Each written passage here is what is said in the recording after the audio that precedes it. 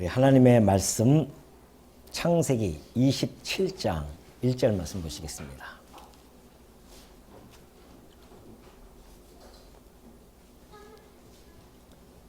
창세기 27장 1절 말씀.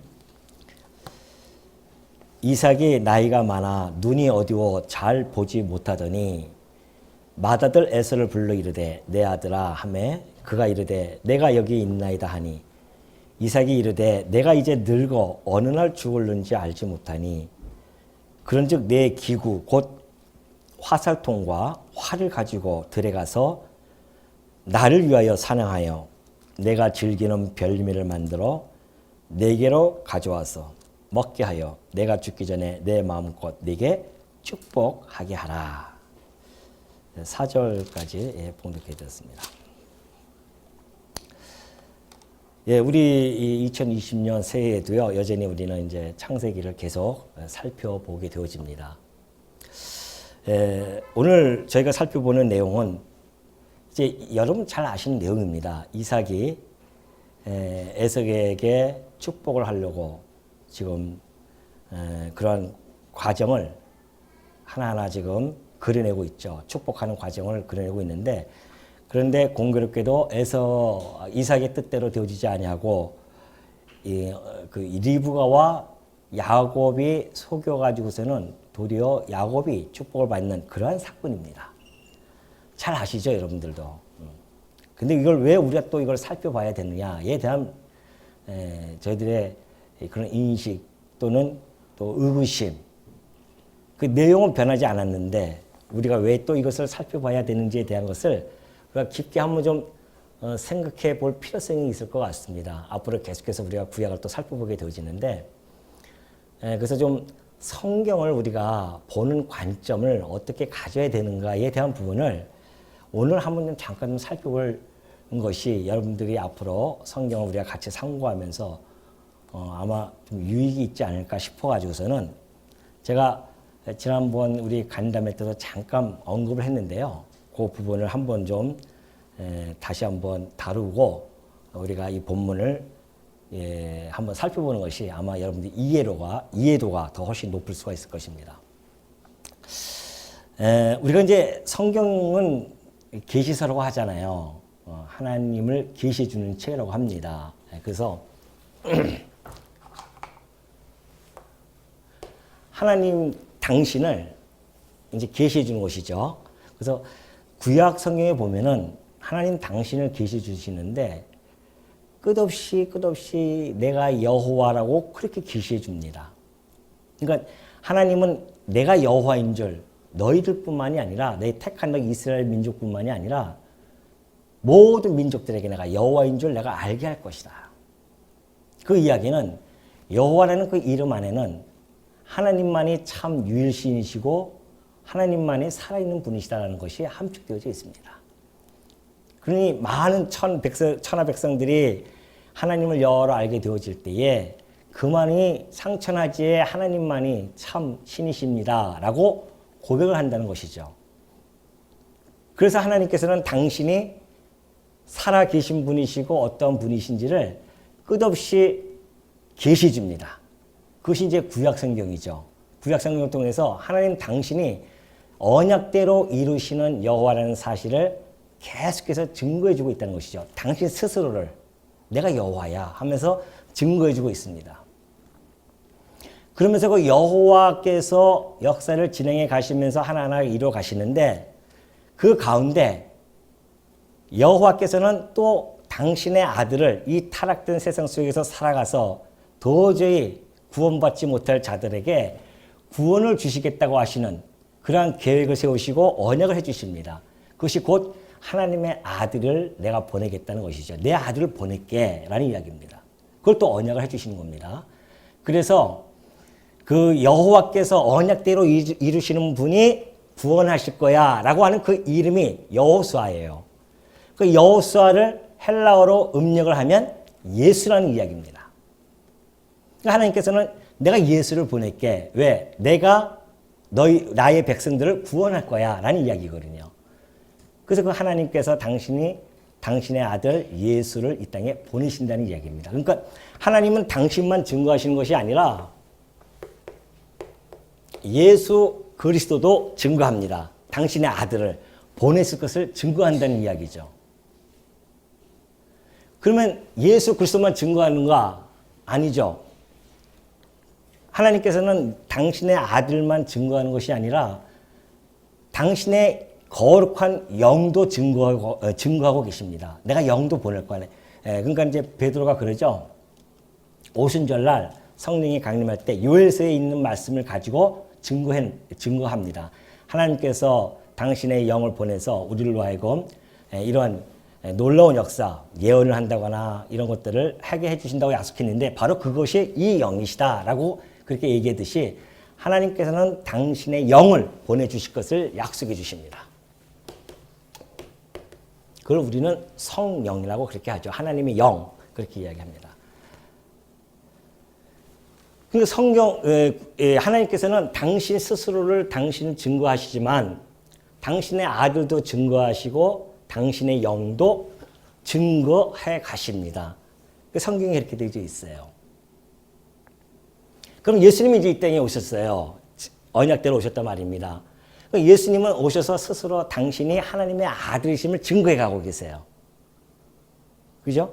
그러니까 예수님이 세례 받으실 때 하나님께서 음성이 나오죠. 이는 내 사랑하는 아들이라 증거를 해 주셨습니다. 언약대로 내가 보낸 내 아들이다. 그렇게 증거해 주시죠. 그러니까 예수님도 오셔가지고서는 내가 하나님의 아들이야 라고 증거해 가십니다. 근데 예수님은 당신만 증거하시는 것이 아닙니다. 예수님도 역시 아버지를 증거해 가십니다.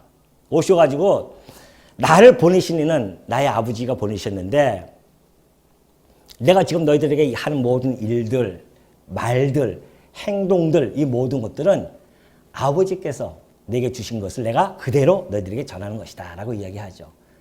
그리고 내가 지금 아버지의 이름의 영광을 위하여 이 땅에 왔고 지금도 끊임없이 아버지의 이름의 영광이 나와 함께하고 계시며 그리고 기도도 그렇게 하면서 끊임없이 아버지를 증거해 가고 계십니다. 본인도 증거하고 아버지도 증거하고 그리고 성령도 증거해 가세요.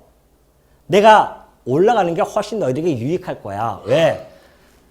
이제 성령이 오시면 하나님의 영, 약속한 그 영이 오시면 너희들이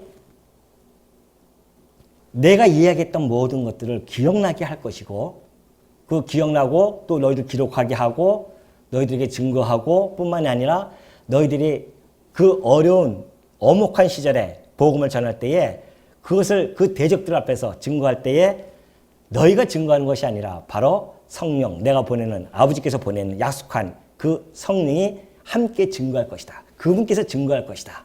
그렇게 이야기해 주고 계시죠. 그렇기 때문에 성령도 예수께서는 당신도 증거하고 아버지도 증거하고 그리고 성령도 증거해 가십니다. 성령도 마찬가지죠. 이 땅에 오셔가지고서는 예수님이 세례 받으실 때 성령이 비둘기처럼 그 위에 앉으면서 이 하나님의 아들이심을 증거해 갑니다. 예수가 그리스도이심을 증거했죠. 그리고 성령께서 끊임없이 당신의 백성들에게 하나님을 증거하며 당신 스스로를 이 땅에 강림하실 때에 비둘기처럼 바람 같은 소리를 내고 또한 불의 혀처럼 갈라지면서 그리고 방언 같은 역사들이 일어나면서 성령에 대해서 당신을 증거해 가십니다. 그러니 성경이라고 이 성경은 성경 66권은요. 어떤 한 하나님만을 증거하는 것이 아니라 각자가 당신을 증거하고 각자 또 당신의 아들 성령 각자가 다 증거해 가십니다. 서로. 그래서 이 관계를 학자들이 가만히 보니까 분명히 하나님께서는 유일신이라고 했는데 그럼 하나님이 세 분이신가? 그러면 삼신론이 되어져 가지고서는 다신교 사상인가 우리가? 근데 성경은 안 맞는단 말입니다. 하나님께서는 오로지 상천하지에 유일하신 하나님이라고 했으니까 유일신이라는 사상이 우리에게 있는 거죠. 그 유일신 사상 속에서 보니까 하나님 성부와 성자와 성령이 하나이신데 그분이 각각 위격이 다르게 역사하시더라. 그래서 삼위일체론이 나온 겁니다. 신학적으로. 그러니까 성경은 삼위일체 하나님이 계시가 되어진 겁니다. 성부 하나님, 성자 하나님, 성령 하나님을 계시해 주는 겁니다. 그래서 우리는 이것을 우리가 계시 종교라고 하는 것이 바로 하나님이 당신을 하나님의 여호와이심을 계시하고 예수가 그리스도이심을 증거하고 성령께서 하나님의 영이심을 증거함으로 말미암아 이 삼위일체 하나님이 계시되어진 그 하나님을 통하여서 우리가 이것을 믿게 되어집니다. 믿게 되어지면 구원에 이르게 되어져요. 바울이 디모데에게 그런 목회자인 디모데에게 그런 편지를 통해서 그러죠. 디모데야, 성경은 하나님의 감동으로 되어진 것인데 구원에 이르는 지혜가 있다. 그렇게 이야기하잖아요. 그러니까 하나님과 예수 그리스도와 성령을 계시한 이 삼위일체 하나님을 우리가 깨달아 알게 되어지면요, 우리는 구원을 얻게 되어집니다. 자, 그렇다고 한다면 이제 이 구원받은 자들을 뭐라고 합니까? 성도라고 하죠. 성도입니다.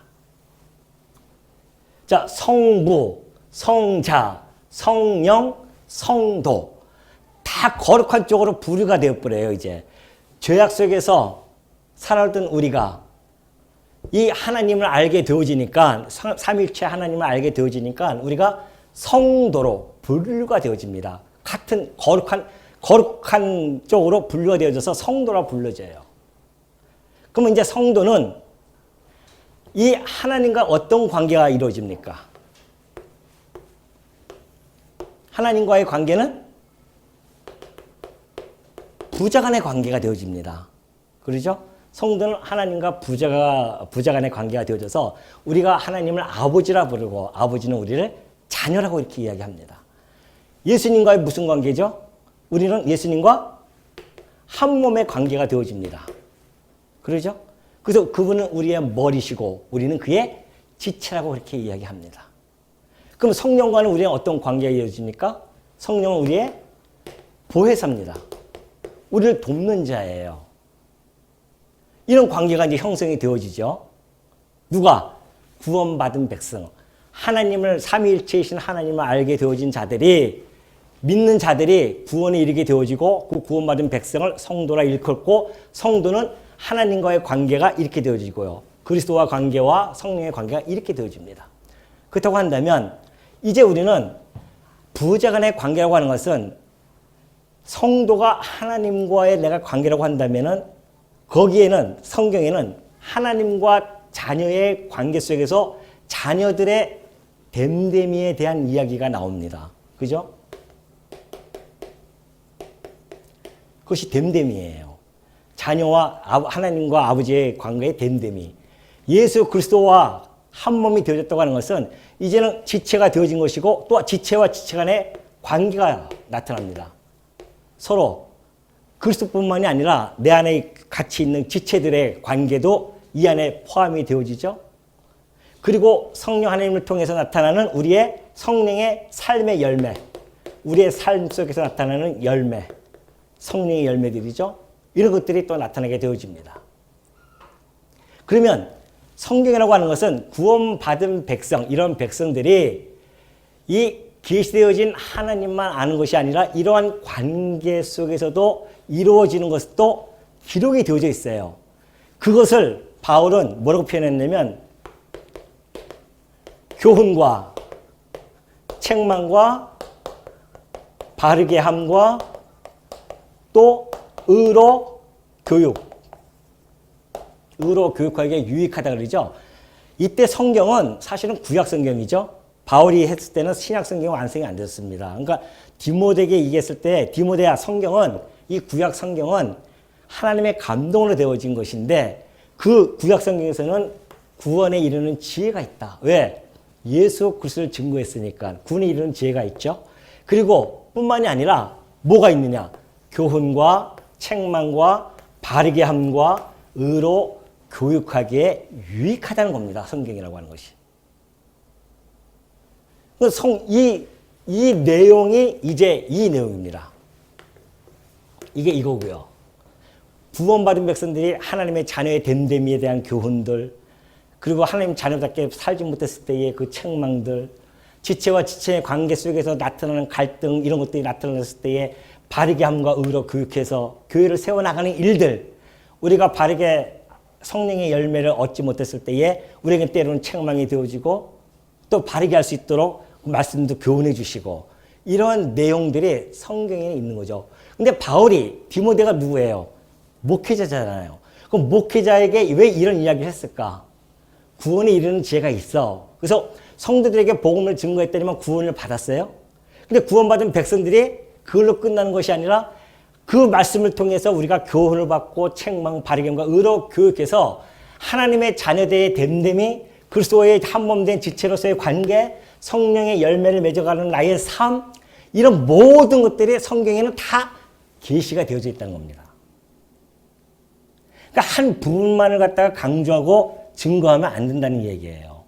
다시 말해서, 자, 우리는 하나님께서 우리를 계시를 해줘요. 그러니까 우리가 그동안 배워왔던 것들이 말씀 중에서 하나님을 계시한다, 예수 그리스도를 계시한다. 그래서 계시적인 관점을 해서 여기에 치중을 하게 되어집니다. 기독교는 윤리적이고 도덕적인 종교가 아니야. 그 말도 맞지만, 그러나 그건 50%만 맞는 거예요, 사실은. 자, 기독교와 계시 종교는 틀림없죠. 하나님의 계시 줍니다. 근데 여기에만 강화시키면 이것이 약화가 되어져요. 그래서 왜 생활이 없느냐, 왜 성도들이 왜 그러냐, 그런 이야기가 그동안 우리가 나왔던 이야기입니다. 왜? 계시만 하면 되는 거니까. 그러나 이쪽에 이것이 이제 어떻게 보면은 도덕이고 윤리입니다. 이쪽으로만 강조하게 되어지면 도덕적이고 윤리적인 종교라고 그렇게 빠지게 되어지면 신앙의 뿌리가 또 흔들려 버리잖아요. 그러니까 이 기독교 윤리와 도덕이 없는 게 아니란 말입니다. 이 기독교 윤리와 도덕은 계시 안에 다 포함되어 있어요. 하나님 당신을 계시하실 때 이것도 역시 다 포함이 되어져서 계시를 해 가십니다. 그렇기 때문에 바울이 목회자에게 지금 이 말씀을 해 나가는 것은, 여러분 다 구원받은 백성 아닙니까? 그죠? 그 구원받은 백성이기 때문에 성도로서 우리가 지금 성경을 읽어 나가면서 이 부분도 함께 균형 있게 조화롭게 선포가 되어져야만이 성도들이 이 양식을 먹고 살아갈 수가 있다는 것이죠.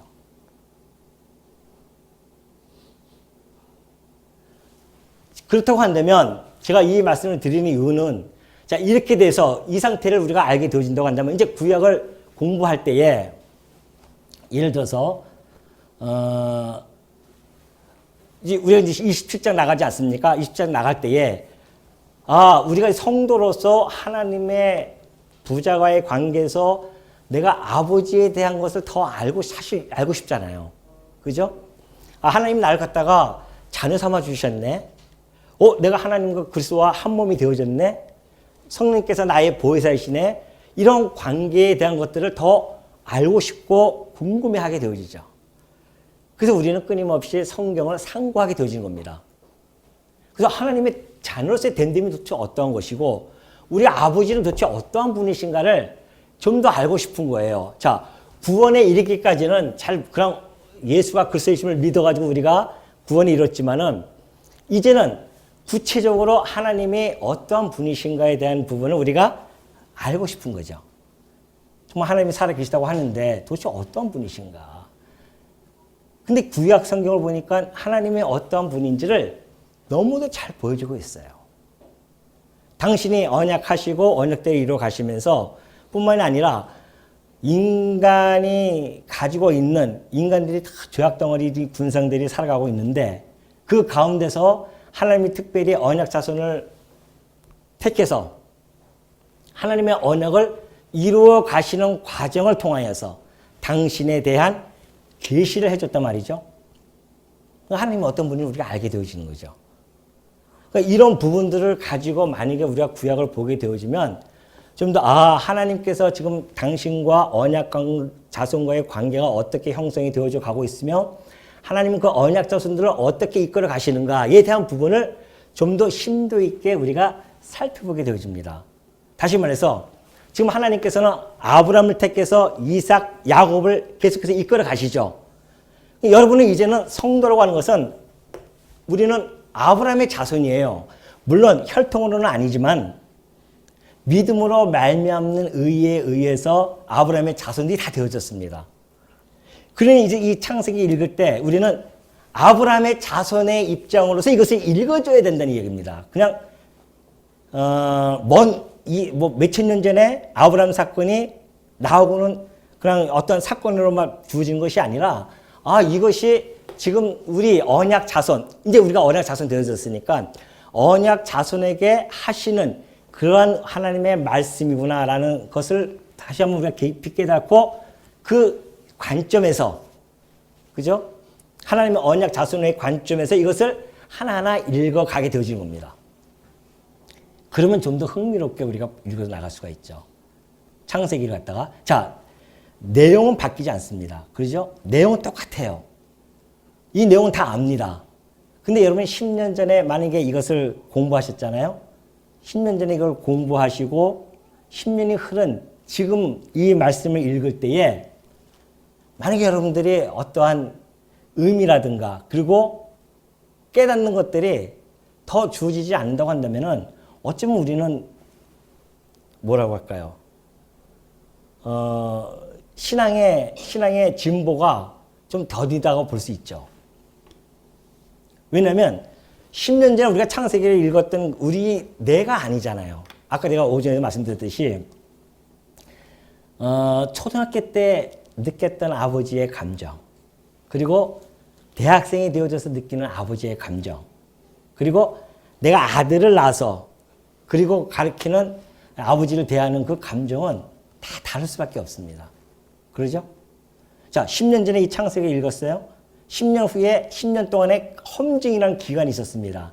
여러분도 그렇고 저도 막 험증을 하잖아요. 하나님 앞에 살아가면서 때로는 또 범죄하기도 하고 그런 가운데서 살아가면서 10년 동안 하나님께서 또 인도에 가시는 이런 모든 것들을 깨닫게 되어지고 그 10년이 흐른 다음에 우리가 다시 창세기를 봤을 때는 그만큼 그 험증이 함께 어우러져서 우리가 하나님을 아는 지식이 더 자라나게 되어진다는 것이죠. 오전에 제가 말씀드렸던 것과 같은 맥락입니다. 하나님을 아는 지식이라고 하는 것이 점점 우리가 자라나는 거죠. 또 지금 우리가 이제 창세기 읽고 나서 또 10년 후에 읽을지 모르겠지만 10년 후에 또 우리가 본다 하면 또 달라질 겁니다. 깨달아지는 것들이. 그것이 바로 우리의 믿음의 진보가 일어나는 상황이고 우리 신앙이 그만큼 더 한 걸음 자라나는 모습이고요. 그러니까 내용은 똑같지만은 거기서 느껴지는 것들이 우리의 험증, 그동안 세월 동안 험증되어진 것들과 함께 어우러져서 이 말씀이 우리들에게 깨달아지게 되어지는 겁니다. 이제는 성도라고 하는 그 관점에서, 그죠? 안 믿는 자였던 그 관점이 아니라 구원받은 백성으로서의 그 관점에서 성경을 하나하나 보는 거죠. 신약도 마찬가지입니다. 우리가 성도의 관점에서 예수 그리스도를 우리가 믿고 구원을 받은 성도이기 때문에 이제 그와 한 몸 되어진 것, 그리고 지체와 지체의 관계, 이런 것들이 성경에는 너무나 잘 풍성하게 그려져 있어요. 그러니까 우리가 이것을 잘 듣고 교회 생활은 어떻게 해야 할 것이며 지체와 지체의 관계는 어떻게 이루어져야 되며 그런 것들을 우리가 풍성히 교육을 받을 수 있는 것이죠. 그래서 이것이 균형 있게 우리가 잘 조화스럽고 균형 있게 받아들여져야만이 우리의 신앙적인 생활도 나타나게 되어지고 우리의 신앙의 뿌리도 흔들리지 아니하고 함께 잘 조화되어서 이게 같이 갈 수가 있다라는 생각을 가질 수밖에 없다는 거죠. 강론을 하면서. 그러니까 바울이 디모데에게 이런 이야기를 한 것은 너 구원에 이르는 지혜가 있다. 먼저 이야기하죠. 그리고 성경에는 이런 것들이 있어. 그러니까 성도들로 하여금 구원에 이르게 하고 이런 것들을 통해서 뭘 하게 하는가? 선한 일을 행하도록. 하나님께서는 왜 이렇게 해주셨는가? 하나님께서는 선한 일을 행할 수 있도록 그렇게 해 나갔다. 그렇게 바울이 디모데에게 이렇게 이해하거든요. 자, 구원에 이르는 지혜가 있을 뿐만이 아니라 교훈과 책망과 바르게 함과 의로 교육하기에 유익해서 성도로 하여금 어떻게 해요? 온전한 일, 곧 선한 일을 행하게 하려 하는 것이다. 그렇게 이야기하고 있거든요. 그러니까 우리가 이제 말씀을 공부할 때에 이런 관점에서 좀 여러 가지로 보고 만약에 공부한다고 한다면 신약 로마서를 통해서 우리는 끊임없이 이 그리스도의 관계를 끊임없이 확인하게 되어지고 감사가 나오고 또한 지체와 지체 간의 관계, 교회의 문제들 이런 것들을 통하여서 우리가 교훈을 받고 책망도 받을 때도 있고요. 우리는 책망받는 걸 제일 싫어하거든요. 그렇죠? 책망하긴 좋아하는데 책망받기는 싫어해요. 근데 말씀을 통해서 우리가 책망은 받아야 됩니다. 안 그러면 우리는 끊임없이 애굽으로 돌아가고자 하는 그런 본성이 있기 때문에 우리도 모르게 자꾸 애굽으로 가게 돼요. 그때 하나님께서 우리에게 책망을 해서 어떻게 바른 길로 인도해 가신단 말입니다. 그 다시 돌아오는 거죠. 저도 이 말씀을 읽으면서 책망을 많이 받습니다. 야, 내가 정말 이렇게 하나님의 주시는 말씀, 하나님의 뜻대로 하나님이 원하는 것, 하나님이 기뻐하는 것, 이들 내가 살지 못하고 있는데 이런 것들을 느낄 때마다 하나님 앞에 감사가 나오지만은 내 하나님 자녀로서의 됨됨이가 내가 아직 되어지지 아니하고 또 그리스도의 지체로서의 그 삶의 모습, 성령의 열매를 맺지 못하는 모습들 이런 것들이 하나님의 말씀을 보지 않았을 때는 그냥 지나가요. 다 지나갑니다. 그러느냐 하고 지나가는데 하나님 말씀 앞에 딱 가면 어김이 없습니다. 나의 관절과 골수를 찔러 쪼개오기 시작합니다. 그럼 내가 그 앞에 다 드러내서 나의 허물을 다시 한번 하나님 앞에 드러낼 수밖에 없고 그 내가 다시 한번 하나님께 교훈을 받고 책망도 받고 그 조금이나마 다시 돌아오게 되어지는 것 이런 일들이 자꾸 반복해지고 하면서 하나님을 아는 지혜와 지식이 자라난다는 것을 깨닫게 되어지는 것이죠. 그렇기 때문에 여러분들이 오후에 우리가 이 창세기를 공부할 때에 좀 지루할 수도 있습니다. 다 아는 내용인데 라고 생각할 수 있지만은 그러나 우리가 이런 관점에서 본다고 한다면 하나님이 지금 아브라함을 택해서 이삭과의 관계 속에서 이렇게 이루어 가는데 하나님의 당신의 뜻을 이 언약 자손들이 그렇게 하나님의 뜻과는 배치되어지는 일을 함에도 불구하고 당신의 뜻을 도도하게 행하는 그 하나님을 발견하게 되어지고 우리는 또 그 과정 속에서 교훈이 되어져서 우리가 하나님이 기뻐하시는 것 하나님께 합당한 일을 통하여 우리 주께서 기뻐하시는 일을 우리가 행하는 것 이런 것들에 대한 그 교훈도 얻게 되어지고 그래서 결국은 하나님께 더 한 발자국 나아가는 것 이것이 오늘 우리가 말씀을 상고하는 목적이 아니겠냐 말이죠. 그러죠? 그래서 우리가 그런 관점을 가지고 올해에도 제가 올해 처음 이제 또 2020년 시작하기 때문에 그런 차원에서 좀 말씀을 드립니다. 오전에는 우리 기도에 대한 우리가 바라는 것, 그 오후에는 우리가 앞으로 성경을 보는 관점, 이런 관점 속에서 성경을 보는 것이 우리들에게 유익하지 않겠나라는 생각을 가지고 증거하게 되어지는데요. 그것이 바로 왜 우리가 이 야곱에게 축복하는 이야기를 왜 읽어야 하며 뿐만이 아니라 이것을 이루어 가시는 그 하나님에 대해서 우리가 왜 알아야 되는가. 이게 우리가 같은 언약 자손이기 때문에 이제는. 우리는 이제 영적인 하나님의 언약 자손입니다. 아브라함의 자손들이죠. 아까 얘기했듯이 우리는 믿음으로 말미암는 의로 아브라함의 자손들이 되어졌기 때문에 우리가 이삭이 되어지고 우리가 야곱이 되어지고 우리가 아브라함이 되어져서 이 말씀을 읽어나갈 때 생생하게 우리에게 전달이 되어질 수 있다는 것이죠.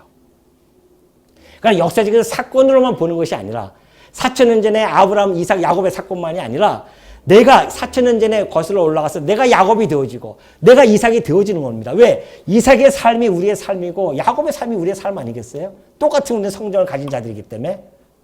그러나 그들도 하나님께서는 육적으로 지지만 하나님께서 그들을 선택해서 언약 자손이라 하고 하나님께서 이끌어 갔듯이 우리는 하나님께서 영적 자손으로서 우리를 이끌고 인도해 가시기 때문에 그 과정을 통해서 하나님이 우리를 어떻게 자녀되게 됨됨을 통해서 이끌어 가시는지 우리 하나님이 도대체 이 모든 역사를 통해서 당신이 우리 언약 자손들에게 보여주시고자 하시는 의도가 무엇인지 이런 것들을 하나하나 그 관점에서 보게 되어지면 오늘 이 사건도 마찬가지입니다.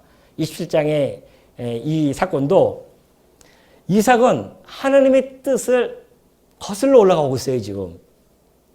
그러죠? 왜 그러냐면은, 에서는 하나님께서 에서와 야곱이 리브가의 뱃속에 있을 때부터 하나님께서는 이미 예정을 했습니다. 뭐라고요? 둘이 막 싸우는 거예요, 지금. 싸우니까는 리브가가 걱정이 돼가지고 있는데 하나님께서 나타나셔서 하시는 말씀이 야, 큰 자가 어린 자를 섬기게 되어질 거야. 두 국민으로 나누는데 큰 자가 어린 자를 섬기게 되어질 것이야. 그 이야기는 어린 자가 장자의 상속권을 얻게 되어진다는 이야기입니다. 리브가는 그것을 늘 마음속에 간직하고 있었어요. 그래서 저 야곱이 장자권을 가지고 상속, 하나님의 약속을 아브라함에게 했던 그 약속, 그리고 이사에게 했던 약속, 그것이 곧 저 아들 야곱에게 상속이 되어지겠지라고 생각을 하고 있단 말입니다. 근데 또 이삭은 틀려요. 이삭은 생각이 다릅니다. 왜 그러냐면 이삭은 에서가 사냥한 고기를 좋아했다고 했어요. 사냥한 고기를 좋아하니까 그를 사랑합니다. 누구의 뜻과 다릅니까? 하나님의 뜻은 뭐예요? 나는 에서를 미워했고 누구를? 야곱을 사랑하니라. 하나님은 야곱을 사랑하는데 이삭은 누구를 사랑해요? 에서를 사랑합니다.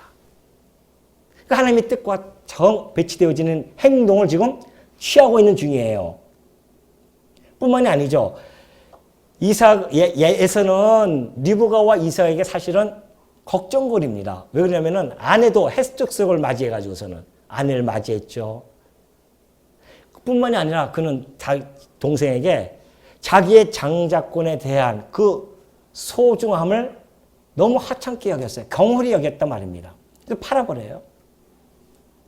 그 모든 사건들을 봤을 때 만약에 이삭이 좀 더 지혜롭게 생각이 되어졌다고 한다면 판단되었을 거 아닙니까? 상황 판단을 봤을 때 아, 이것은 지금 야곱에게 이 약속이 계승이 되어질 것이구나.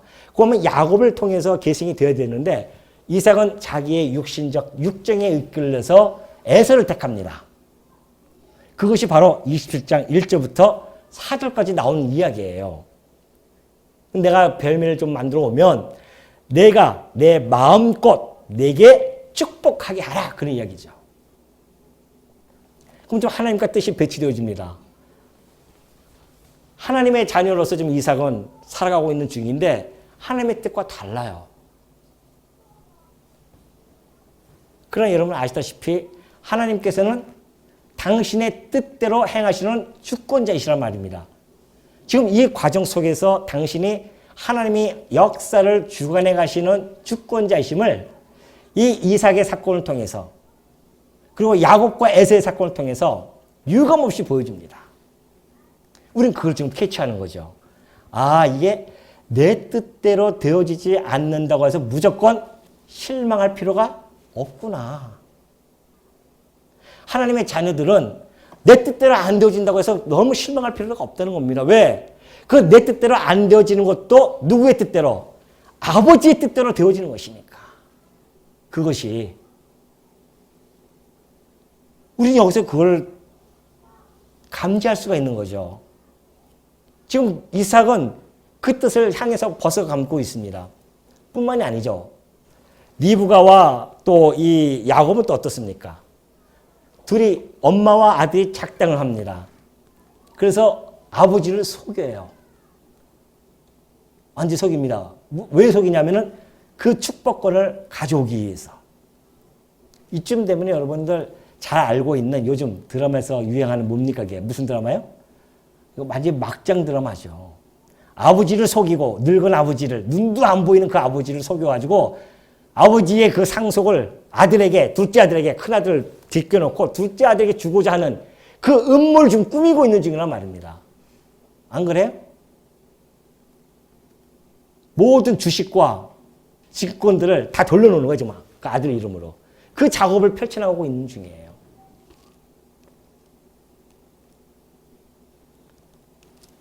근데 그게 이상하게 그렇게 무리한 도모를 행하고 그렇게 무리하고 무모한 그런 일들을 지금 리브가가 한단 말이죠. 근데 그 일이 이루어져요. 그럼 리브가와 야곱은 도대체 무엇에 이끌려서 지금 이 일을 해나가고 있는가에 대한 문제거든요.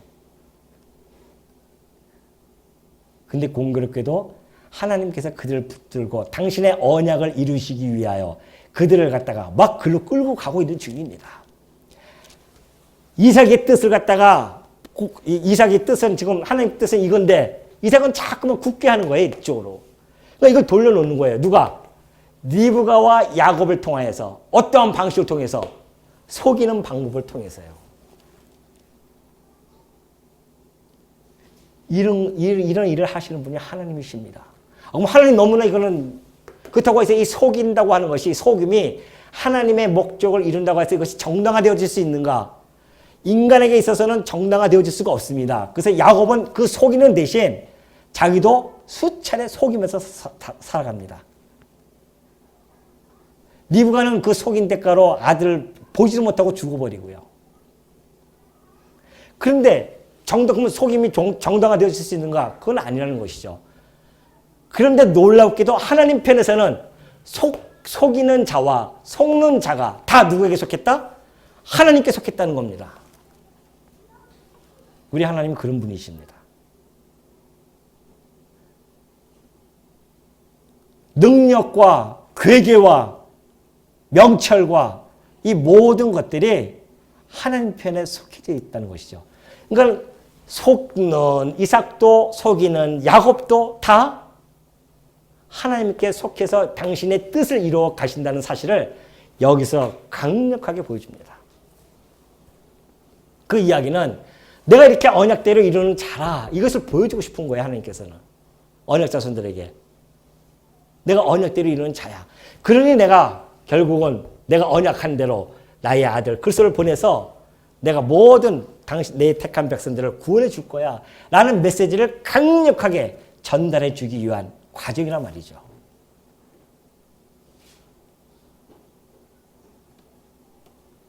우리가 그러한 관점으로 만약에 이 창세기를 계속 읽어 나간다고 한다면 내용은 바뀌지 않았지만은 거기서 주어지는 그 의미와 거기서 느껴지는 감정 이런 것들은 더 풍성하게 우리들에게 다가오게 될 것입니다. 저는요 창세기를 지금 한 3번째 강론을 하고 있습니다.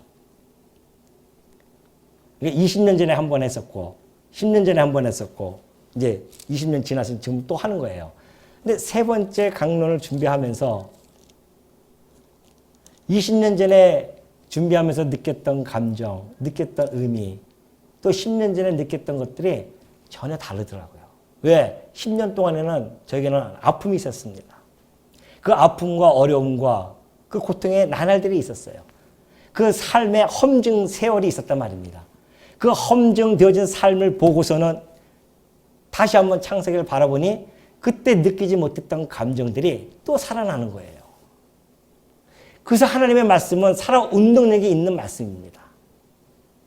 그러나 역사적인 내용, 사건으로 머물러 있는 것이 아니라 언제 어디서든지 당신의 백성들이 어떠한 상황에서 보든지 간에 이 말씀이 살아 움직여서 우리의 심장을 파고 들어온단 말이죠. 전혀 다르게 똑같은 내용인데 전혀 다르게 파고 들어옵니다. 저는 여러분들이 저와 같은 함께 그렇게 동참되어졌으면 하는 바람입니다. 저는 그런 걸 염두에 두고 강론을 하겠지만은 2020년도에도 여러분들도 그런 걸 염두에 두고 같이 동참이 되어서 함께 깨닫고 함께 느껴지고 우리 아버지를 좀 더 한 걸음 나아가서 작년보다는 올해 하나님을 아는 지식이 좀 더 나아질 수 있도록 이런 것들이 우리가 더 신앙의 진보가 이루어지는 그래서 결국은 하나님을 기쁘시게 하는 그 합당한 일을 할 수 있는 이걸 통해서 끊임없이 우리는 이걸 받아서 하나님이 기뻐하시는 그러한 성도로서 하나님의 자녀로서 하나님의 그리스도의 한 몸 지체로서 성령의 열매를 아름다운 열매를 맺히면서 살아가기 위한 그래서 우리는 이 말씀을 상고하고 이 말씀이 우리들에게는 생명의 양식이 되어져서 우리로 하여금 좀 더 나은 아버지께서 기뻐하시는 우리 머리 대신 그리스도께서 즐거워하게 하시는 그런 우리의 삶이 되어졌으면 하는 바람으로 2020년대도 하나하나 살펴보고자 하오니 우리 성도님들도 함께 그 길에 동참해 주셔서 함께 느끼고 함께 즐거워하고 함께 깨달아지는 그런 한 해가 되어졌으면 하는 바람입니다. 기도하겠습니다.